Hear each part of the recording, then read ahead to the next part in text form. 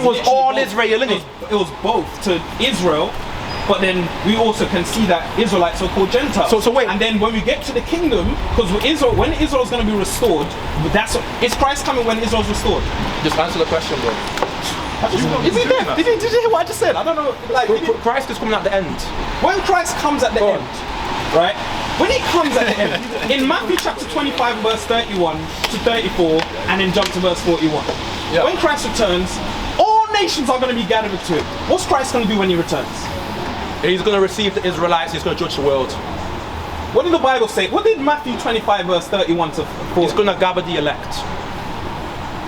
Matthew 24, 31. The angels are going to gather the elect. Let's go to Matthew chapter 25. Bro, come on, man. I'll make it. Yo, 31. We're going somewhere else now. If we're going point for point, alright, fair time. enough. That's what I'm saying. So I didn't give you time. Go on. And hold on. Whatever precepts I gave you earlier, don't let it go. Matthew 25 and 31. Okay, Matthew 25, verse 31. Yeah. When the Son of Man Joshua, shall come. Can you get Jeremiah chapter 50 and verse? Just give you like your Sirach 32 and 8 answer as you were saying before, innit? You get me? Because all I asked you then is he was quoting Isaiah 49 and 6. You get me? I was saying that's talking about all Israel. But you asked me. But literally, when you asked me, didn't I say yes? No, it is point for point. Look, I don't know who else you may have debated. What I do, I give my concise answer and then I break it down. So it's not like I break it down then I say my answer. I said yes. You asked me what was it? I said Isaiah 49. Fair enough. Go make your point. That's what I make. So no one can be misconstrued. Read that. This book of Matthew 25, verse 31. Read. When the Son of Man shall come in his glory. Who's the Son of Man? Can we agree that's Christ? Yeah, alright, cool. And all the holy angels with him. Read. Then shall he sit upon the throne of his glory. This is when Christ returns. He hasn't yet returned. This is what we're looking forward to. Read. And before him shall be gathered all nations. All nations. Right. Read. And he shall separate them one from another. What's he gonna do? Separate them one from another. Read. As a shepherd divideth his sheep from the goats. Now, who in the Bible is referred to as sheep and who's referred to as goats in the Bible? The Israelites are the sheep. And who's the goats? No one's ever called a goat in the Bible. Give me the book of Jeremiah chapter 50 and verse 6. 50 and verse 8. And then give me the book of Daniel chapter 8. Let me teach you the Bible. Oh, the Greeks and the goats. The Greeks and the goats in Daniel. Oh, is it? Now you can't remember. I actually just remember that everyone forgets something sometimes. Cool, no, I respect that. We're humans, you know what I'm saying? We don't even need to go to the Daniel then. Don't go to Daniel. The Greeks are prophesied as the goats in, you know when you get like the bear, the goats, all of these. In Daniel chapter 8 verse 5, different animals, different nations, all of them things. Cool. So it's messy. Cool. So now let's go to Jeremiah. This is not even to do with the Greek captivity. Let's deal with Jeremiah chapter 50 and verse 8. Jeremiah 50. So start from verse 6, and then we're gonna bring every precept in terms of saved, because this is another thing as well. He'll bring up saved. We can go to Revelations 21 verse 24. We can go to Titus chapter 2 and verse 11. We can go to Acts chapter 9 and verse 12 to 15. But all of that is not the same salvation that Israel's going to have. We'll be inheriting the kingdom. I want to show you the salvation of the other nations. Anyone holds Psalms 79 and verse 11. Who had that? Yeah? Okay. Bring up Jeremiah chapter 50 and verse 8. Yeah, the book of Jeremiah chapter 50 Start from verse 6. and verse 6. Yeah. Bring it out. My people have been lost sheep. No, all people are lost sheep. My people have been lost sheep. Read. Right. Their shepherds have caused them to go astray. Read. They have turned them away on the mountains. Right. They have gone from mountain to hill. And then, no, read that part again. They have turned them away. They have turned them away on the mountains. Right. They have gone from mountain to hill. So they went from mountain to hill, Zion to hills. Jeremiah chapter 3 and verse 23. Truly in vain was that the hills and hope for salvation. Truly, go on, bring it out. That's the spirit. Hey, read. You don't understand that verse. This is Jeremiah 3 and 23. You know what? Can't tell me how to understand the Bible. Just read it. Just read it. I'm not a leader, mate. Just read it. Just read it. From my father to my father. My mother's father's mother. Yo, read that. Read that. Because we're gonna deal with Shisha.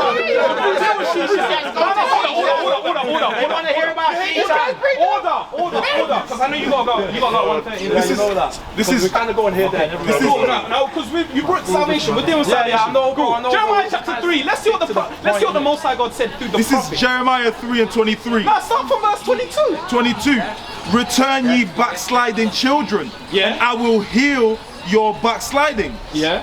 behold, we come unto thee, for thou art the Lord our God. Yeah. Verse 23. Yeah. Truly in vain is salvation hoped for from the hills. From where? From the hills. Read. And from the multitude of mountains. From the multitude of all them other mountains. That's talking about the evil neighbors that we see. Right? We shouldn't look for salvation in different religions. No. Let me show you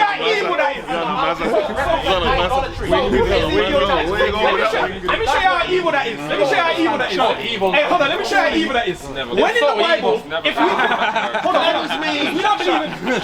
No, hold on. Do you know what's crazy?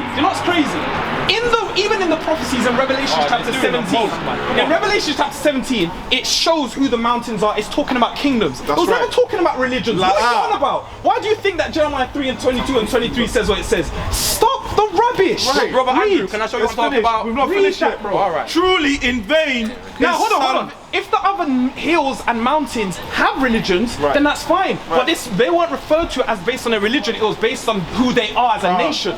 Read verse 23. Verse 23. Truly in vain is salvation hoped for. From the who? From the hills and from the multitude of mountains. All these other nations think that they're gonna get it. They're gonna get salvation. They want it. Yeah. But it's all vain. But guess who it's for? Truly in the Lord our God is the salvation of Israel. The salvation of who? Of Israel. Now let's see the salvation of the other nations. Who's got Psalms chapter 79 verse 11? Because you know, one time I watched your video, right? And do you know what you said? That I couldn't believe it. You said, no, it wasn't a video. My bad. I don't want to misrepresent you. It was on Clubhouse one time. Because I don't think you remember mine in your interaction one time on Clubhouse. I know you don't remember. It's cool. I'll remind you. You said that the same word for saved in Revelation chapter 21 and verse 24 is the same word for saved that's going to be for Israel, showing the salvations for the other nations in Israel, right? That's what. And guess what? The word is right. How many times are we going to keep saying that etymology does not supersede context? So now let's see the salvation of the other nations then. Go to Psalms chapter 79 verse 11. I got it. Go on, bring that up. Alright, this is Psalm 79 verse 11. Let's see what word this says. Let the sighting of the prisoner The sign of the who? of the prisoner come before thee, according to the greatness of thy power. Right. Preserve those. Wait. What is that word? Was that P word? Power. No, the next Preserve. one. Preserve. That's what it means to be saved. Salvation, preservation. Let's see what they preserve for. Go on. Those that are appointed to die. Whew. Explain that verse for me. You explained it. No, I'm asking it wasn't even you. listening, Asked me a that's why question. you No, can't- hold on. You asked me a question. I answered and then I explained. I'm now asking you a question. All I asked What you the about was Psalms- Isaiah 49 and 6, and now here we are. I don't know how we got here. That's you know what I'm exactly saying? where we're about salvation. I don't know how we got here. I know you're bamboozled. I know you're bamboozled. No, it's precepts to jump on the You're moving too fast, like Goku. I can't concentrate. Keep up, big man. Keep up. going on. It says they're preserved to die. All this distraction, I will stop speaking. No one interrupting, please, on my side. Please explain. I'm just trying to deal with the mother thing, innit? Now we're talking about all that. So now we got. So now you want to go back to the. But now we can do that, we bro. can wrap this up, innit? We can wrap this up, innit? So go on. Cool. So before we wrap it up and go to the mothers, because I know you want to go to Shishan and Amasa. No, read that verse again. Ask me the same question. Read it again. Alright, let me pull it up. Read 11 and 12.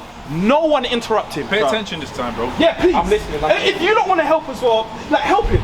Because he's fighting right now. Doing it by himself. Because what's mad is, as a unit, any man could jump in and could have dealt with you anyway. But it's a shame that you're leading brothers astray. So it's cool. Like, any brother can hold. Any brother can hold their own. Obviously, you're his brother, so you're gonna be his old dog. This is what I listen to. Yeah, cool. Let's listen. No, I respect that. I respect that. Let's go to Psalm 79 and verse 11 and 12. Read 11 and 12, and then Yehuda's gonna break this down for us. Read it. Alright, come on. This is Psalm 79 from the top in verse 11. Let the sighting of the prisoner come before thee, according to the greatness of thy power, preserve those that are appointed to die. Read verse 12. Verse 12. No one interrupt Yehuda. No one laugh. No one make no noise. I want him to explain it. Read verse 12. Verse 12. And then I'm sure after you explain that, then we can go to the next point that we go to. I know you got about 1 day. Go on. Come on. Verse 12. And render unto our neighbors sevenfold in their bosom their reproach, wherewith they have reproached thee, O Lord. So you want me to explain this, yeah? Please explain. Awesome. So I'm just going to read from one verse down, yeah? Please. So Psalm chapter 80, and actually I'll read verse 9. It says, wait, what chapter? Psalm chapter 79. Oh, okay. Psalm 79. All right, cool. Yeah, my bad. I said 80. No, you can 79. All right, verse 9 says, help us, O God, of our salvation, for the glory of thy name, and deliver us and purge away our sin for thy name's sake. So they're calling out for salvation here, yeah? Israelites. Wherefore should the heathen say, where is their God? Let him be known among the heathen in our sighing by the revenging of the blood of thy servants which is shed. So the Israelites are calling, God, can you judge these heathen? Can you shed their blood? You get me? Can you avenge us, right? Because vengeance is the most high, so they're asking for that, yeah? Verse 11 says, wait, what version are you reading? The KJV. It says on our side. Because it says in our sight in the KJV. What verse are you starting, Ross? I read from verse 9. 79 verse 9. Alright, verse 9. Alright, let's go. Yeah. Alright, verse 11. Let the sighing of a prisoner come before thee, according to the greatness of thy power. Preserve those that are appointed to die. So the scripture is saying, yeah, preserve those that are appointed to die, right? So he's saying to the Gentiles, you know, preserve them, they're appointed to die, yeah? Okay? And it's saying right here, and render unto our neighbors sevenfold into their bosom their reproach where they have reproached thee, O Lord.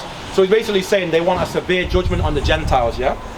So we thy people and sheep of thy pasture will give thee thanks, and forever we will show forth thy praise to all generations. So he's basically saying the Gentiles have shed our blood. When you read like verse 1, these Gentiles that have been persecuting the Israelites and punishing them, yeah, these wicked Gentiles, the unbelieving ones, and it's saying that, yo, God, can you like put a severe judgment on them? So that's what it's saying. So what is the point you're making by this? The same word of preserved is used for when it comes to salvation and being saved of Israel. We're seeing the same concept, that they're going to be preserved and they're going to be destroyed. When you go to Obadiah, you're saying they're going to